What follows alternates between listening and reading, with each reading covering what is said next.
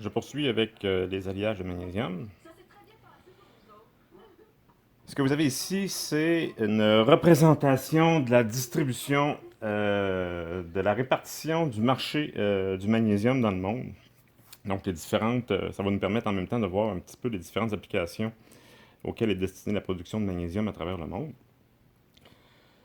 Donc, vous avez les utilisations, les trois principales utilisations du magnésium sont dans l'ordre de la fabrication d'alliages. Donc, le magnésium à 40% dans le monde sert comme élément d'alliage la plupart du temps dans les alliages d'aluminium. Vous avez la deuxième utilisation du magnésium principal à hauteur d'environ 35% dans le marché, le magnésium destiné à fabriquer des pièces en magnésium par moulage par injection. Le moulage par injection est un procédé qui consiste à faire la coulée à haute vitesse en utilisant un piston qui va pousser le métal liquide dans un moule à grande vitesse. C'est le principal, procédé de mise en forme des alliages de magnésium, donc à hauteur de 35%.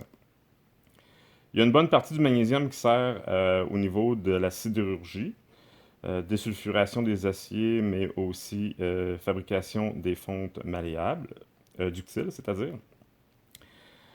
Vous avez 2% du marché du magnésium qui sert à fabriquer des produits forgés en magnésium.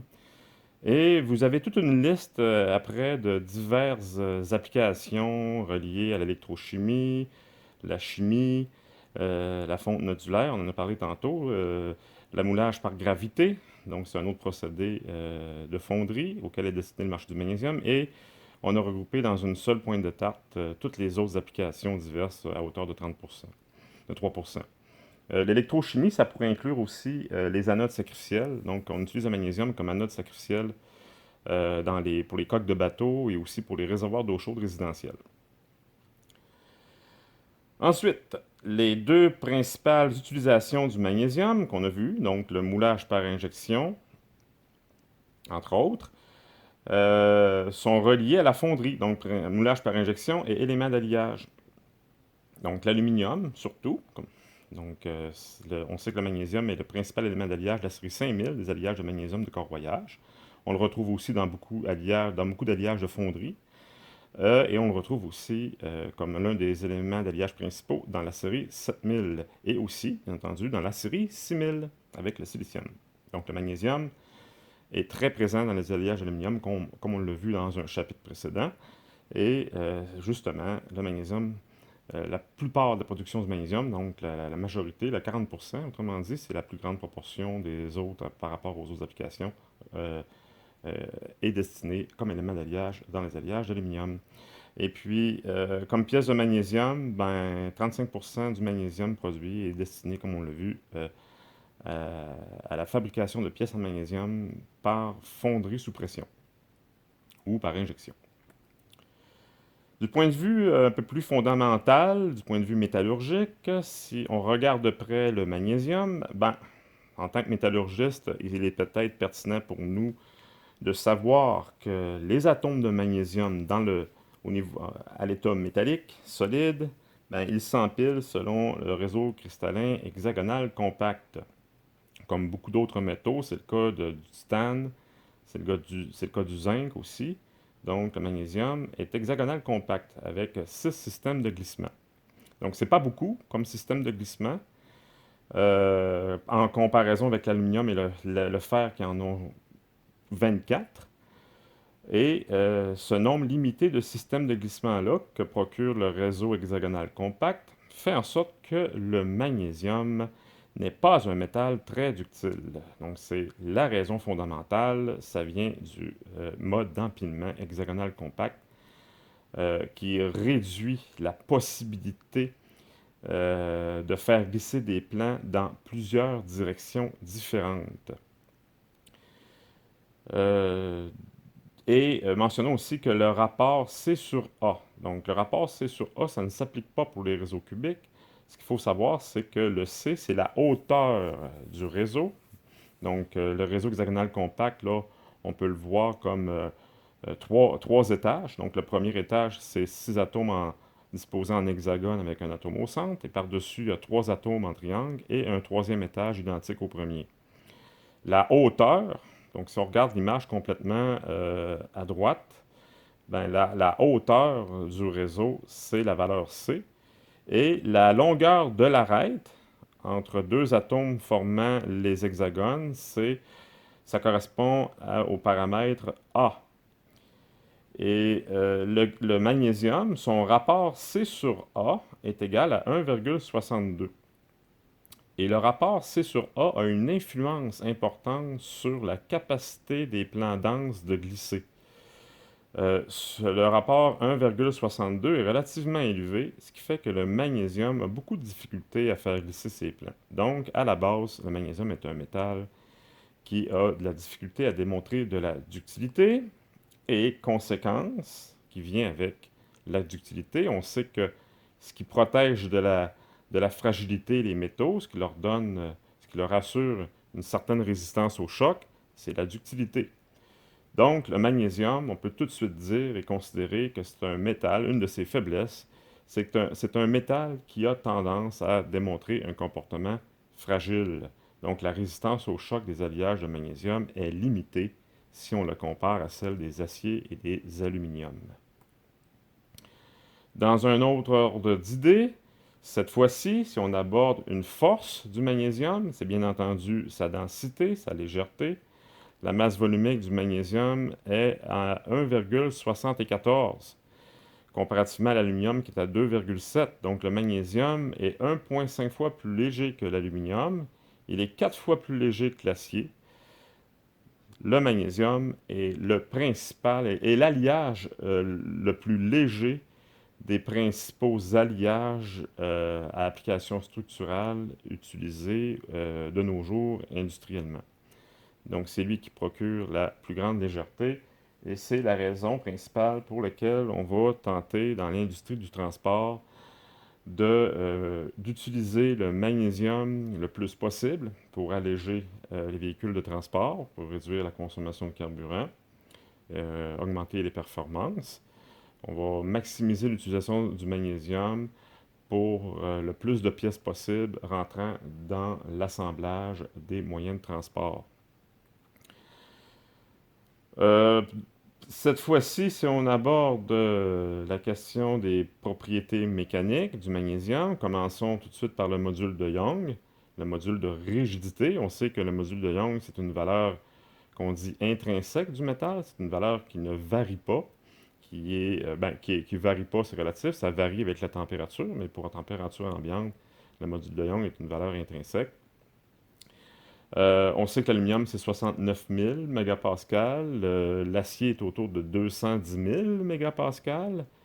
Le module de l'acier du magnésium, il est plus faible que celui de l'aluminium et encore plus que celui de l'acier. Donc, il est 4 fois moins et demi moins rigide que l'acier, le magnésium. Son module de Young est de 45 000 mégapascales. Là, c'est marqué module de Young du cuivre ici. Là, il y a bel et bien une erreur. Là. C'est bel et bien le module de Young du magnésium. Et il est donc environ une fois et demie moins rigide que l'aluminium. Donc, c'est un hasard parce que tantôt, on a dit que le magnésium était une fois et demie plus léger que l'aluminium. Et cette fois-ci, quand on parle du module de rigidité, ben, c'est le même chiffre, mais dans le sens inverse, c'est-à-dire que cette fois-ci, le magnésium est une fois et demie moins rigide. Ben, il est une fois et demie moins lourd, bon, et une fois et demie moins rigide aussi par rapport à l'aluminium.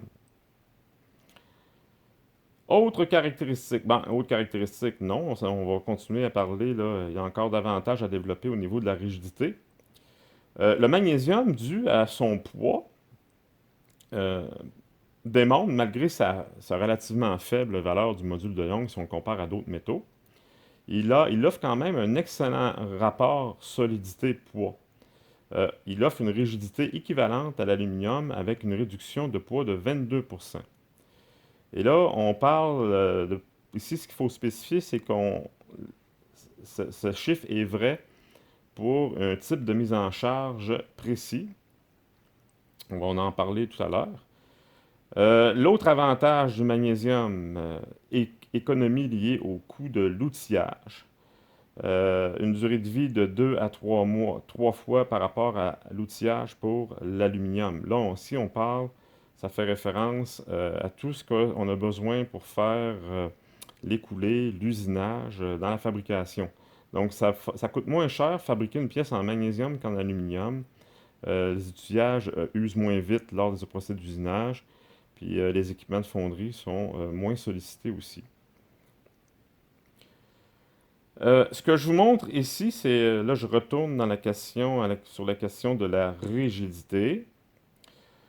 Cette image-là permet de démontrer pourquoi le magnésium, malgré son module de Young relativement faible, peut être capable de démontrer une rigidité quand même assez grande.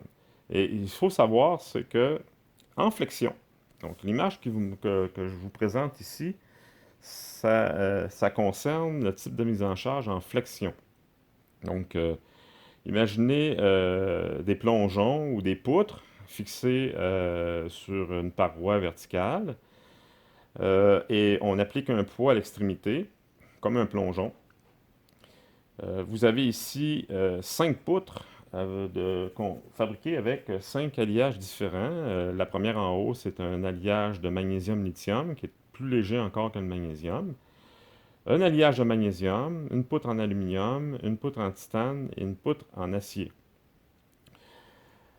Ce qu'on voit ici, c'est que pour l'application d'une même charge, et pour surtout les poutres, là, ce qu'elles ont en commun, c'est qu'elles ont le même poids.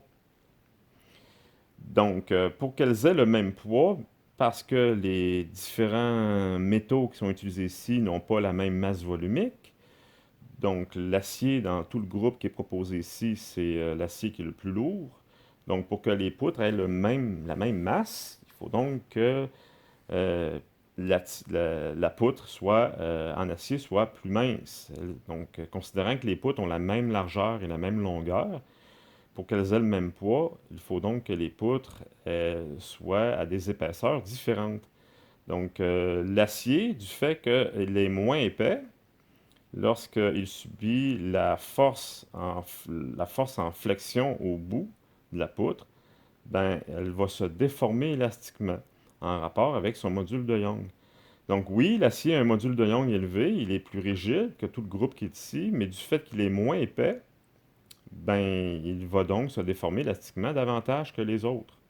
À l'inverse, vous avez l'alliage magnésium-lithium qui est tout à fait en haut, qui a la même masse que la poutre en acier, mais pour avoir la même masse, du fait que cet alliage-là, sa masse volumique est beaucoup plus faible, ben, ça va donc donner une poutre plus épaisse. Et parce que la poutre est plus épaisse, elle va donc pratiquement ne pas déformer élastiquement lorsqu'on applique la même charge. Donc, ce que ça démontre, cette image-là, c'est que, comme la phrase le disait dans la diapo juste avant, c'est que pour un même poids, le magnésium est capable de démontrer une excellente rigidité. Donc, dans les structures, les bâtiments, etc., ou dans le domaine du transport, ben, c'est un facteur à considérer. Lorsqu'on veut minimiser la déformation élastique d'une pièce qui subit euh, une mise en charge en flexion, qu'on veut minimiser la déformation élastique, et que le poids est un facteur important, ben, le magnésium s'avère être un très bon choix de matériau. Euh, même si son module de Young est relativement faible. Donc, il compense de par sa masse volumique très faible aussi. Une autre façon de comparer ici, ce que vous avez, c'est que les poutres, la charge, autrement dit, elle est différente et que vous avez des poutres pour qu'elles ne puissent pas déformer élastiquement. Les charges vont donc être différentes et on voit que la poudre de magnésium-lithium est capable de distribuer cette charge-là de manière plus uniforme due à sa plus grande épaisseur. Donc ici, aucune des poutres se déforme élastiquement, mais c'est du fait que les charges appliquées vont être différentes. Donc le magnésium va donc être capable de mieux supporter la charge. Autre caractéristique, une grande qualité du magnésium, ce qu'ont moins les alliages d'aluminium et les aciers. Par contre, les fontes à graphite sont très fortes dans ce domaine-là. Mais les alliages de magnésium ont une capacité d'absorber les vibrations. Donc, le son, autrement dit, les ondes sonores ont de la difficulté à voyager dans le magnésium. Donc, c'est un avantage pour certaines applications comme les blocs moteurs de véhicules, par exemple. Il est aussi capable, il a une bonne capacité d'absorption du champ magnétique ou du rayonnement électromagnétique. C'est une des raisons pour lesquelles, justement, qu'on va utiliser le magnésium très souvent pour fabriquer les boîtiers de portables, d'ordinateurs. Sa conductivité thermique est relativement élevée, donc c'est un bon conducteur de chaleur, pas autant que l'aluminium, mais plus que l'acier. Il a une bonne résistance à la corrosion, malgré que c'est relatif. C'est un petit peu dans le même, on est à peu près dans les mêmes eaux que l'aluminium. Aussitôt que le magnésium est exposé à certaines conditions de pH ou de salinité qui sortent finalement des environnements normaux, là, le magnésium perd rapidement de sa résistance à la corrosion, comme l'aluminium. Par contre, lorsque le magnésium est uniquement en contact avec l'eau, l'humidité, il se comporte comme l'aluminium parce que, comme l'aluminium, le magnésium forme lui aussi une couche passive d'oxyde naturel.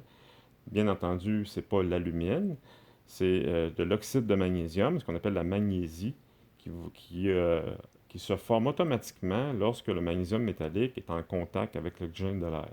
Donc le magnésium, comme l'aluminium, se protège avec une couche d'oxyde naturel.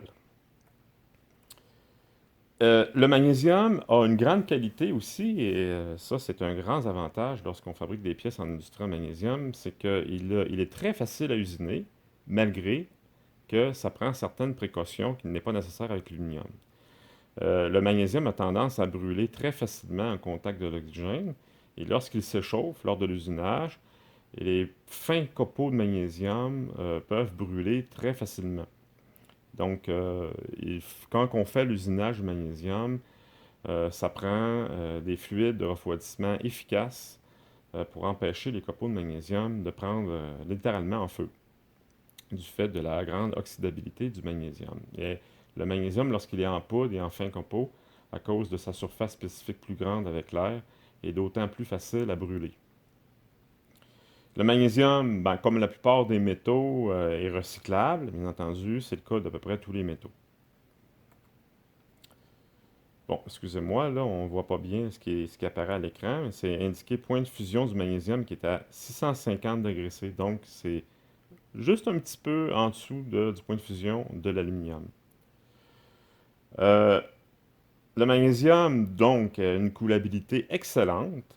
Il est très liquide, autrement dit, sa viscosité est très faible à l'état liquide, ce qui permet au magnésium métallique, lors des opérations de fonderie, de remplir des empreintes complexes. Donc le métal n'a pas vraiment de difficulté à aller combler toute l'empreinte dans le moule. Donc excellente coulabilité. Ça permet une super intégration de pièces. Donc on peut être capable là, d'obtenir des pièces très minces par fonderie en magnésium, ce qui est plus difficile avec les aciers ou avec le cuivre qui donne un métal plus visqueux à l'état liquide. Et ce que ça procure comme avantage, on est donc capable d'avoir des pièces avec des formes plus complexes uniquement par la fonderie, ce qui permet de réduire la nécessité d'aller compléter la forme des pièces avec des opérations d'usinage ou d'assemblage. Donc, il y a une réduction de coûts que le magnésium permet au niveau de la fonderie du magnésium, au niveau des coûts totaux pour fabriquer des pièces par fonderie. Réduit les problèmes de fiabilité des assemblages mécaniques. Et par exemple, une des applications classiques dans le domaine automobile du magnésium, c'est le tableau de bord. Il y a aussi des bâtis de chaises, l'intérieur des sièges de voiture qui sont souvent faits en magnésium. Le tableau de bord est très souvent le squelette du tableau de bord. On ne parle pas ici du revêtement là, qui est fait en cuir habituellement ou en polymère. On parle du squelette. L'intérieur du tableau de bord est souvent fait en magnésium. Si on compare le magnésium avec les alliages d'aluminium, parce que la comparaison, elle est nécessaire, parce que dans le domaine du transport, notamment dans l'automobile, avec les années, avec les 40 dernières années, surtout 40 à 50 dernières années, les compagnies automobiles ont remplacé des pièces qui, à l'origine, étaient faites en acier par l'aluminium, et ensuite ont remplacé des pièces qui étaient en aluminium, remplacées par le magnésium, quand c'était possible. Donc, c'est pour ça que là, on a tendance à comparer le magnésium avec l'aluminium. Quels sont les avantages et les inconvénients, par exemple, d'utiliser le magnésium par rapport à l'utilisation de l'aluminium dans certaines applications? Bien, le principal avantage, c'est la légèreté. Le magnésium est plus léger que l'aluminium, donc c'est la raison principale pour laquelle on va être intéressé à remplacer l'aluminium par les alliages de magnésium pour certaines applications, pour certaines pièces dans une automobile, par exemple. Son usabilité est supérieure à celle de l'aluminium. Le magnésium s'usine extrêmement bien. Les copeaux s'arrachent facilement. Les états de surface qu'on obtient à l'usinage sont très belles. Donc le magnésium est très facile à usiner. Euh, le magnésium attaque moins, est moins corrosif au niveau des moules en acier. Quand on fait la coulée de l'aluminium, très souvent on va utiliser des moules permanents en acier. Dans le domaine de la fonderie, lorsqu'on veut fabriquer un très grand nombre de pièces identiques, on va privilégier le moule en acier, le moule permanent. Donc, les moules en acier, ce sont des moules permanents, c'est-à-dire qu'on peut utiliser le même moule un très grand nombre de fois, jusqu'à un certain nombre, parce qu'à un moment donné, même les moules en acier finissent par s'user, puis on doit les remplacer aussi. Mais contrairement au moule en sable, le moule en sable, bien entendu, ne sert qu'une seule fois, donc il faut refaire le moule à chaque fois. Le moule en sable, ça va être requis lorsqu'on veut fabriquer un nombre de pièces identiques limité. Parce que c'est beaucoup moins dispendieux de fabriquer un moule en sable qu'un moule en acier. Mais lorsque le nombre de pièces à fabriquer est très très grand, ben là, pour des raisons de productivité et de coût, il devient plus avantageux de couler l'aluminium dans des moules permanents en acier.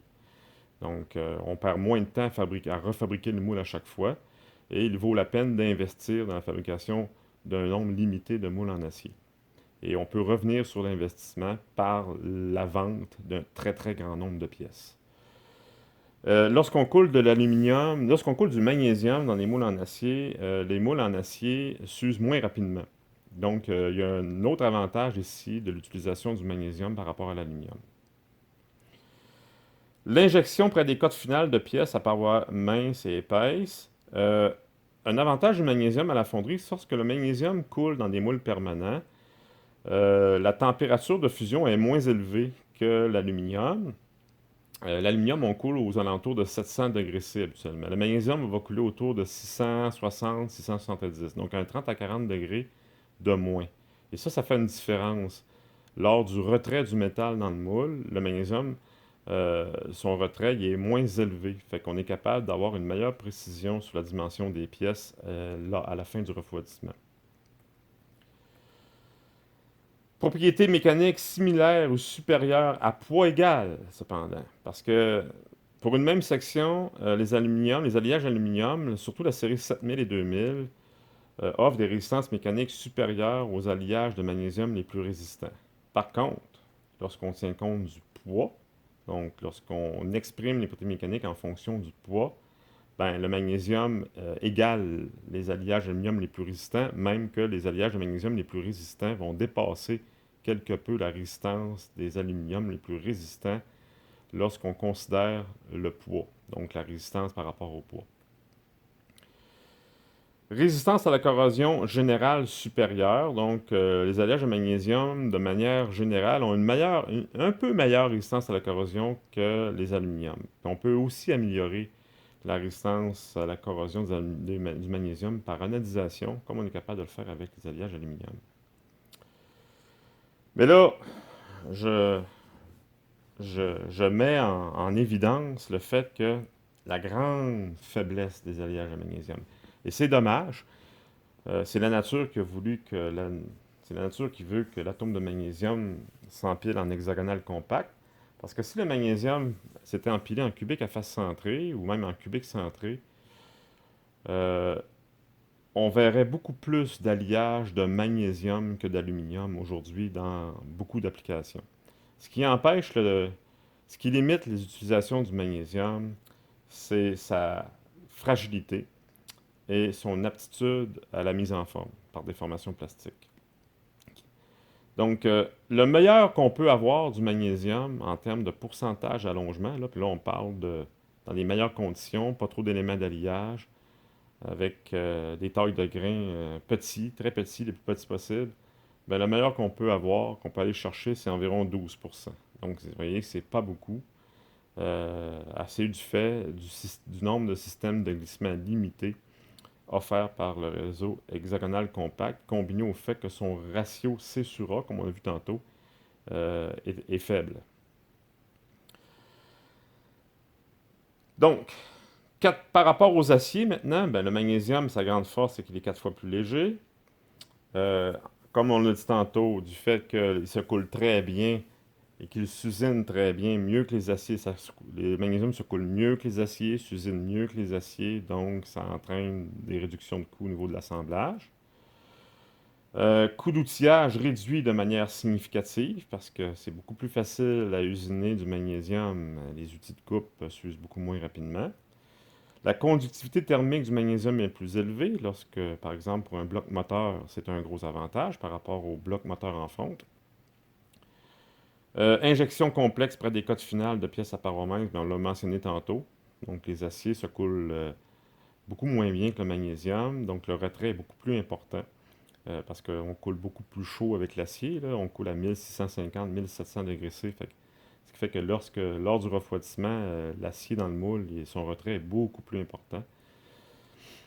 Stabilité dimensionnelle et répétabilité supérieure, autrement dit, lors des opérations de fonderie, les pièces au terme du refroidissement sont plus stables au niveau de les pièces, les, euh, les parois minces n'ont pas tendance à tordre et il est plus facile de reproduire des pièces identiques au niveau des dimensions, au niveau des cotes avec le magnésium qu'avec l'acier. Résiste relativement bien à la corrosion atmosphérique, le magnésium. Donc, il n'y a pas de problème avec l'eau, l'atmosphère humide. Par contre, résistance faible en milieu humide et marin. Humide, ben, ça dépend, là. En eau douce, c'est pas trop un problème. C'est comme l'aluminium. Par contre, en milieu marin salé, là, c'est une autre histoire complètement. Il faut protéger absolument le magnésium. Le magnésium ne peut pas être utilisé directement en contact avec l'eau marine salée. Le sel attaque beaucoup les alliages de magnésium. Donc, lorsqu'on n'a pas le choix, il faut prévoir des couches de protection, comme le vernis et la peinture. Le magnésium, une de ses faiblesses dans le domaine de la résistance à la corrosion, c'est qu'il est très sensible à la corrosion galvanique. Donc, la corrosion galvanique, c'est quoi? C'est lorsque vous mettez en contact deux métaux différents, il y a un des deux métaux qui va se corroder. Et l'autre, à l'inverse, va se protéger aux dépens du premier. C'est un problème souvent dans les automobiles.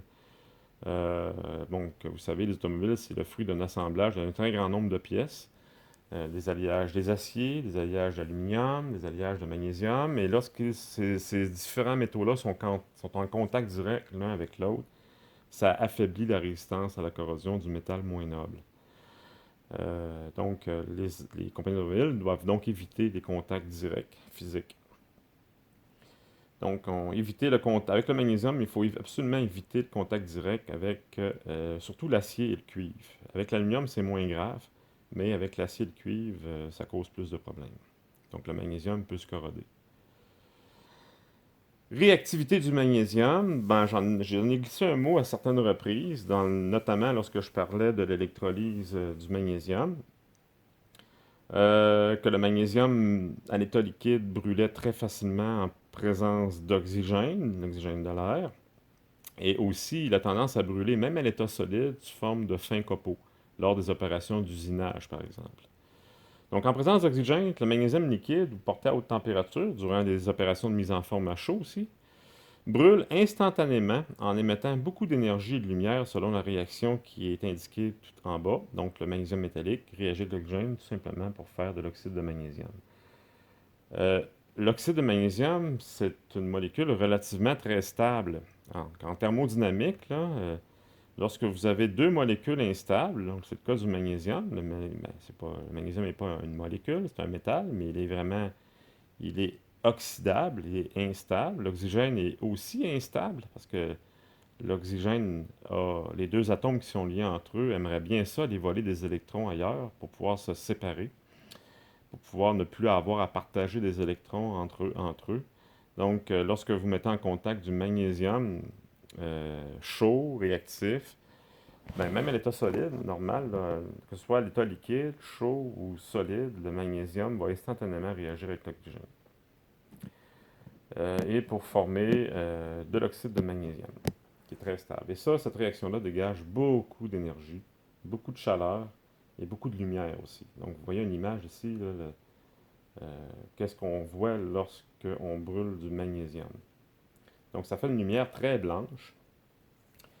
Et soit dit en passant, lorsque vous regardez des feux d'artifice l'été, les feux d'artifice de plusieurs couleurs différentes, donc quand vous voyez exploser des feux d'artifice blancs, ben, c'est de la poudre de magnésium qui explose dans le ciel et qui brûle instantanément en contact avec l'oxygène et qui fait la lumière blanche que vous voyez. Et il n'y a pas seulement l'oxygène qui a tendance à réagir de manière violente avec le magnésium, il y a aussi la vapeur d'eau. Donc la vapeur d'eau réagit violemment et c'est pire avec la molécule d'eau. C'est plus dangereux, c'est plus violent encore. Pourquoi? Parce que lorsque la vapeur d'eau réagit avec le magnésium, il forme aussi de l'oxyde de magnésium, mais vous avez les deux atomes d'hydrogène qui, eux, vont se séparer de l'oxygène et donner lieu à la formation d'hydrogène gazeux. Et l'hydrogène gazeux lui-même, il est très réactif aussi. Il va brûler à son tour avec l'oxygène pour dégager encore davantage d'énergie. Donc, et là, il se forme de la vapeur d'eau, autrement dit, il va se reformer de la vapeur d'eau qui va prendre l'expansion à très haute température. Donc, euh, lorsque cette réaction-là a lieu d'un milieu étanche et fermé, il peut y avoir explosion, notamment dans les cellules d'électrolyse du magnésium. En conséquence, des précautions sont apportées dans les opérations de réduction, donc on parle des cuves d'électrolyse particulièrement, mais aussi dans les procédés pyrométallurgiques, comme on a vu. Dans les procédés d'élaboration, c'est-à-dire lors des opérations de fonderie, où on va s'assurer aussi de protéger le magnésium liquide lorsqu'on ajoute les éléments d'alliage dans la poche de coulée. Les opérations de fonderie lors des opérations de mise en forme, comme le moulage par injection, le moulage par gravité, dans les opérations de déformation plastique à chaud, soit dit en passant, là, on a recours au procédé de déformation plastique dans le magnésium aussi, mais uniquement à chaud. C'est extrêmement rare qu'on va utiliser la mise en forme à froid, sauf pour faire de l'écrouissage, pour durcir le métal, mais pas très souvent pour faire de la mise en forme, étant donné que le magnésium, sa utilité, elle est très faible. Et aussi, lors des opérations de soudage, euh, on va prendre aussi des précautions. Et un gaz qui va souvent être utilisé, ben, les deux gaz principaux qu'on utilise lors de ces opérations-là pour éviter tout contact avec l'air ou l'humidité avec le magnésium, c'est l'argon, comme je l'ai déjà spécifié dans les cuves d'électrolyse, mais aussi un autre gaz qui s'appelle le SF6. Le SF6 est surtout utilisé dans les opérations de fonderie et d'élaboration d'alliage. Tandis que l'argon, on va l'utiliser au niveau des cuves d'électrolyse, en soudage et lors des processus de déformation à chaud. Mais lorsqu'on a une charge de magnésium liquide dans une poche de coulée, on va plutôt utiliser le SF6. Pourquoi? Parce que le SF6 est beaucoup plus lourd que l'argon. C'est un gaz extrêmement lourd et aussi beaucoup plus dense que l'air. Et on va utiliser le SF6, on va en déposer au-dessus de la charge liquide dans les poches de coulée. Et là, le SF6, lui, il est inerte.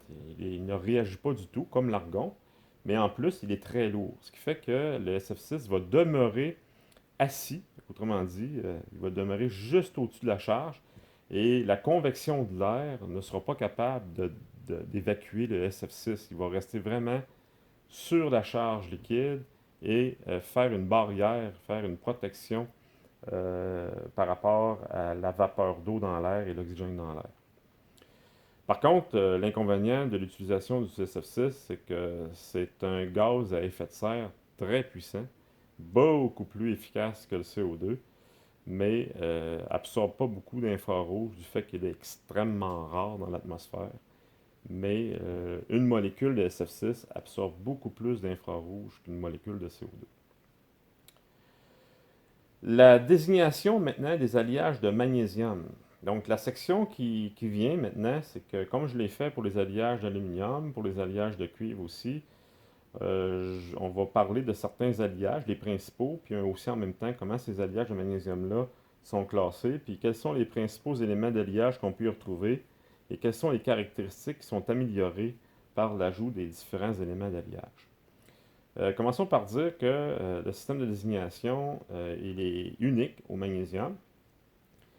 La manière que ça fonctionne, c'est que c'est un système à lettres et chiffres, comme on voit souvent dans les systèmes de désignation.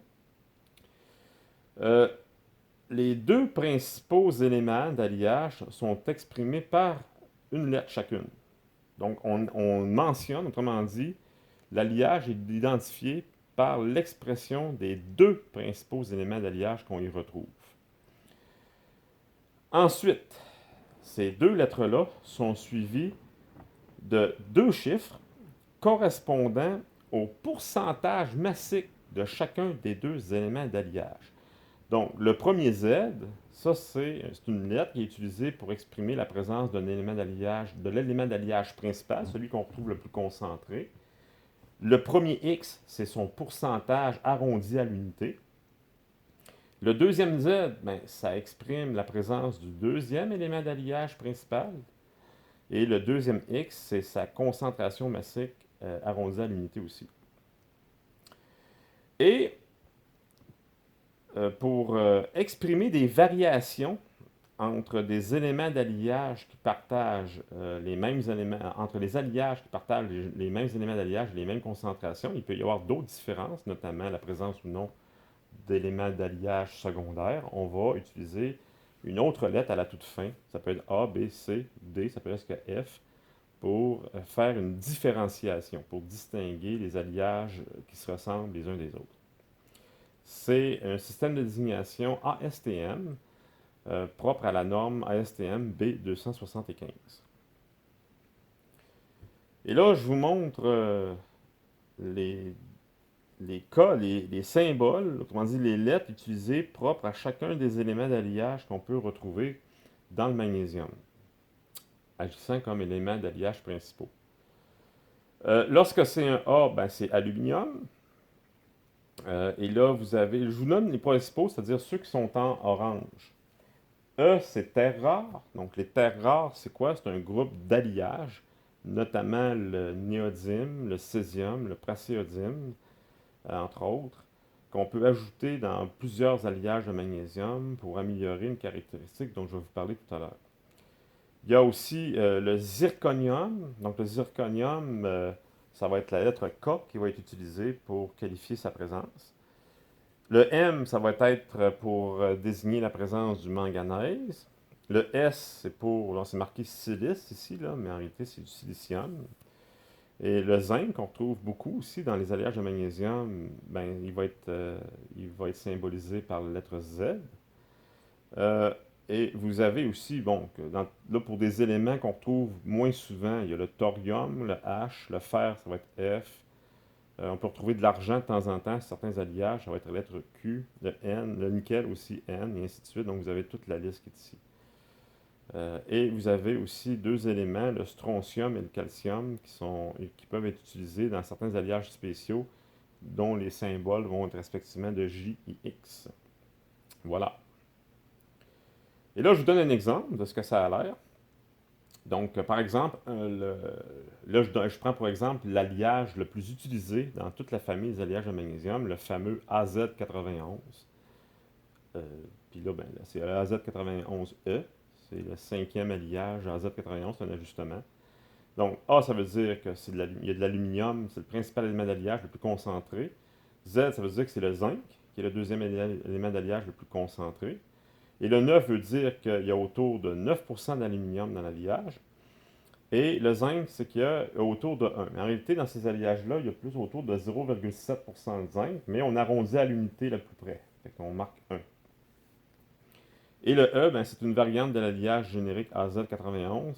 Et ça, ben, ça renvoie du fait qu'il y a probablement d'autres éléments qui sont présents en certaines concentrations dans cet alliage-là que ne contiennent pas d'autres AZ91 qui vont porter les autres lettres.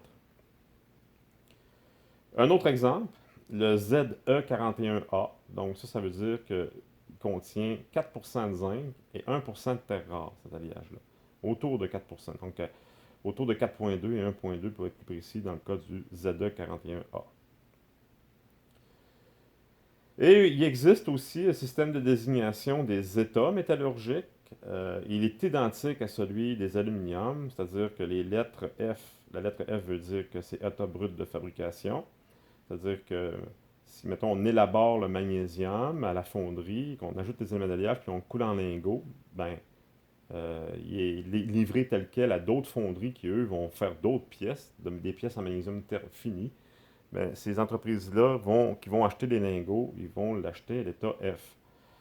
Si, par contre, on achète du magnésium qui a été déformé à froid et légèrement écroui, et recuit ensuite, ben, il va être dans l'état O, état recuit ou recristallisé. H, c'est état écroui, parce qu'on peut aussi, comme je l'ai spécifié tantôt, on peut durcir le magnésium par écrouissage. Il y a des alliages de magnésium qui se traitent thermiquement, comme c'est le cas pour les alliages d'aluminium. Donc, on peut être capable de faire du durcissement structural avec certains alliages de magnésium, comme on est capable de le faire avec certains alliages d'aluminium, comme on l'a vu. Et W, ben, c'est un état trempé après mise en solution non stabilisé. C'est un état spécifique pour certains alliages. Euh, les propriétés mécaniques, maintenant, si on y va un petit peu plus loin là-dedans. Donc, les propriétés à l'état non allié sont très faibles, comme c'est le cas de la part des métaux. Donc, lorsqu'on ne met pas d'éléments d'alliage dans le magnésium, ben, le magnésium, bien entendu, va démontrer une limite élastique et une résistance à l'attraction relativement faible, mais en plus de ça, il va démontrer aussi un comportement fragile. Je vais expliquer la raison fondamentale tout à l'heure. C'est que, contrairement à la part des autres métaux, comme l'aluminium, quand l'aluminium n'a pas d'éléments d'alliage, il est extrêmement ductile. Le magnésium ne se comporte pas tout à fait comme ça. Lorsque le magnésium ne contient pas d'éléments d'alliage, non seulement il est pas très résistant, comme l'aluminium, mais à l'inverse de l'aluminium, le magnésium il ne sera pas plus ductile. À l'inverse, au contraire, il va être moins ductile que si le magnésium contient des éléments d'alliage. L'explication, je vous la fournirai tout à l'heure. Euh, Par exemple, à l'état filé, la résistance filée, ça veut dire écrouille. C'est un écrouissage qu'on peut pratiquer sur le magnésium. Donc, il va avoir durci par écrouissage. On peut atteindre des résistances de l'ordre de 200 mégapascales avec un pourcentage d'allongement de 10%. Donc, 200 mégapascales à l'état écroué. Le module de Young, ben, comme je l'ai dit tout à l'heure, est de 47 000 mégapascales. C'est environ la moitié, ben, le 2 tiers de celui d'aluminium, comme on l'a vu tantôt. 1,5 fois inférieur. Bon, et là, il y a une phrase importante qui apparaît ici. C'est extrêmement important parce que ça. J'ai dit tout à l'heure que le magnésium a une tendance à la fragilité due à à ses faibles possibilités de glissement. Seulement 6 systèmes de glissement, ce qui réduit les orientations possibles de plans denses qui peuvent glisser par rapport à la direction de la charge. Ben, pour essayer de compenser pour cette caractéristique-là du faible nombre de systèmes de glissement, je vous ai déjà enseigné aussi au début de la session ce qui garantit de manière générale aux métaux de démontrer de la ductilité, c'est le fait qu'ils aient des grains petits. Donc, plus les grains, ou nombreux, plus les grains sont nombreux dans un métal, ou ça veut dire aussi petit, plus on génère de plans de glissement dans des directions différentes. Donc, dans un grain, j'avais déjà montré que dans l'aluminium possède 24 systèmes de glissement, c'est-à-dire 24 plans dans 24 orientations différentes, donc 24 plans orientés tous de manière différente dans un seul grain. Et lorsqu'on ajoute un deuxième grain, ça en fait 24 autres. Et à chaque fois qu'on ajoute un grain, parce que les grains se distinguent entre eux de par leur réorientation cristalline différente, à chaque fois que vous avez un grain supplémentaire dans un métal, ça multiplie donc les possibilités de glissement des plans.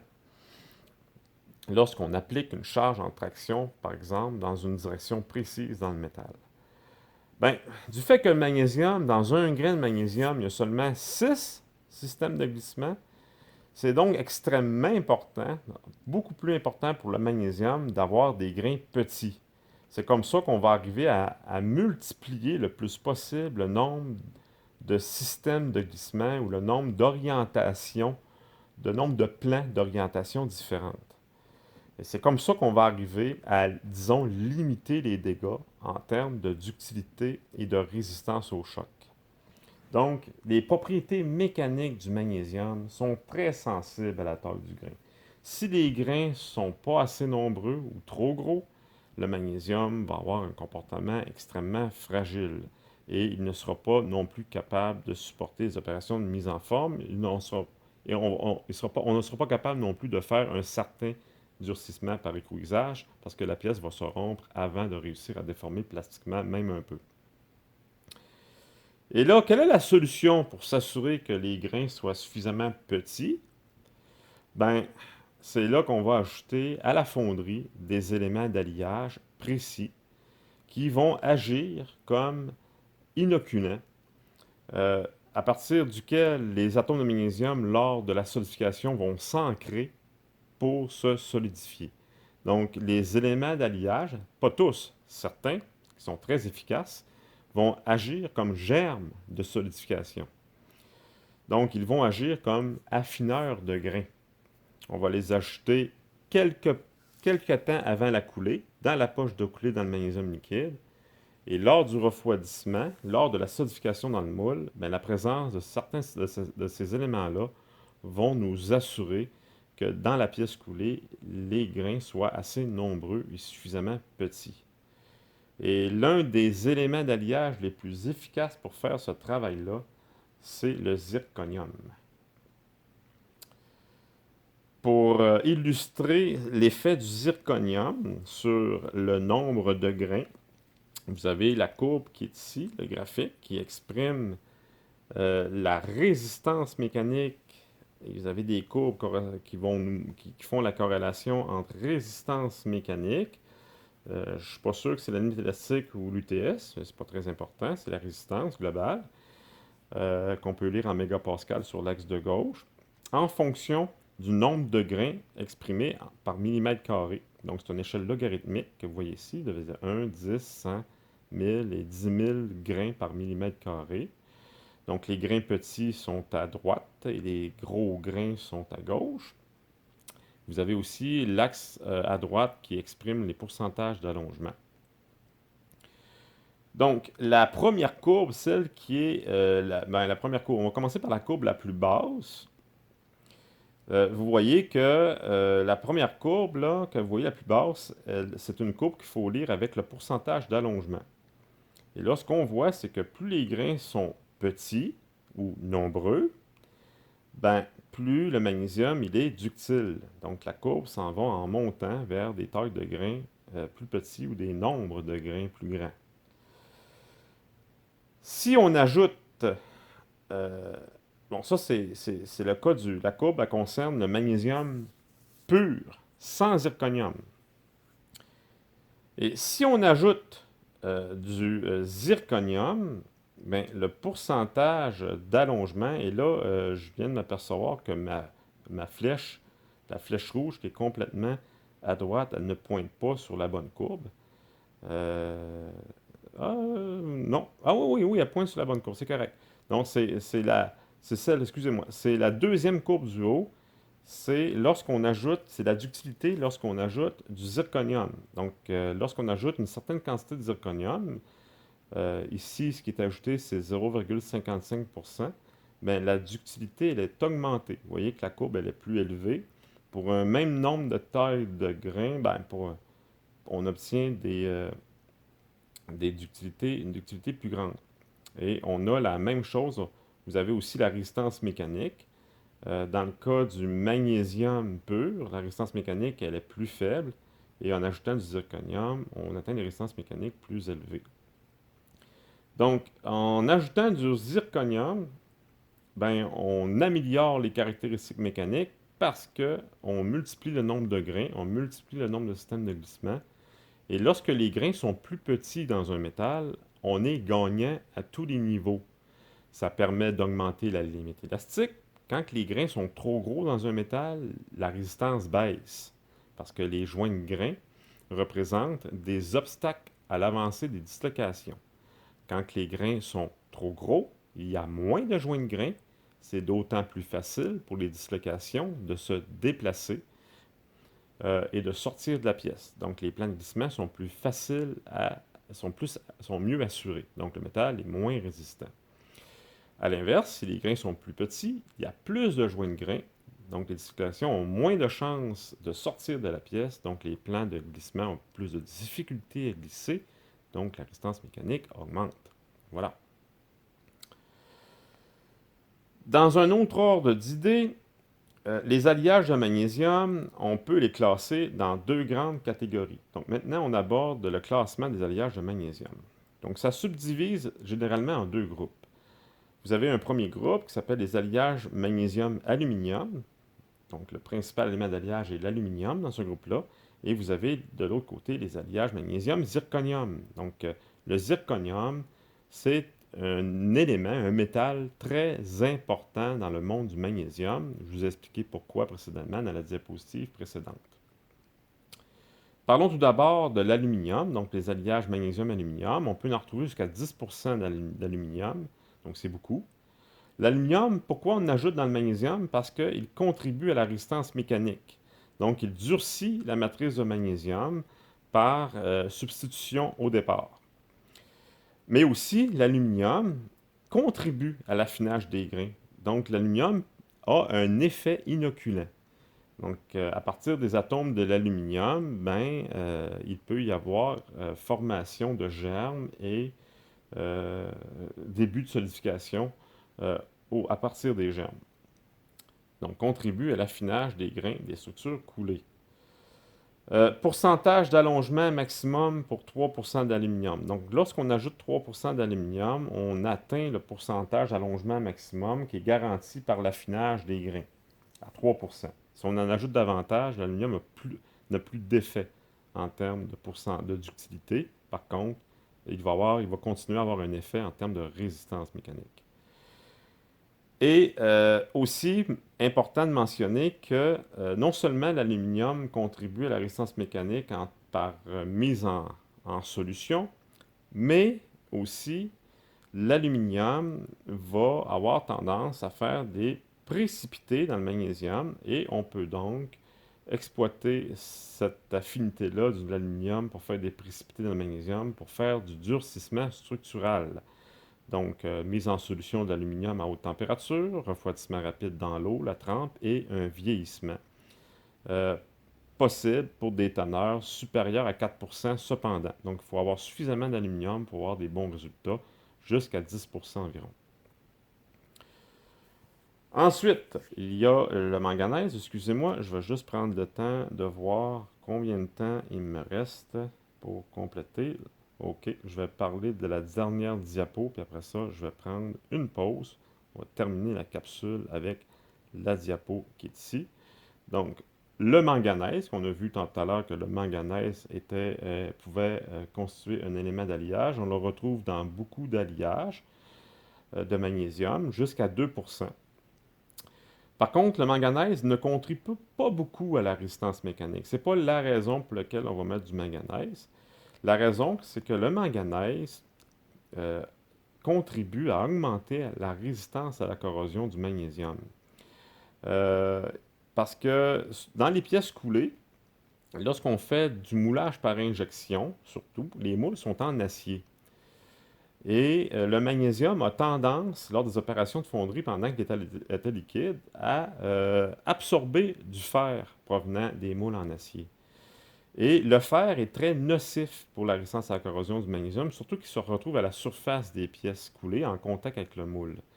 Donc, on va avoir tendance donc à prévenir l'effet nocif du fer en ajoutant du manganèse qui va réagir avec le fer et réussir à faire la précipitation lors de l'opération de coulée par injection, par exemple.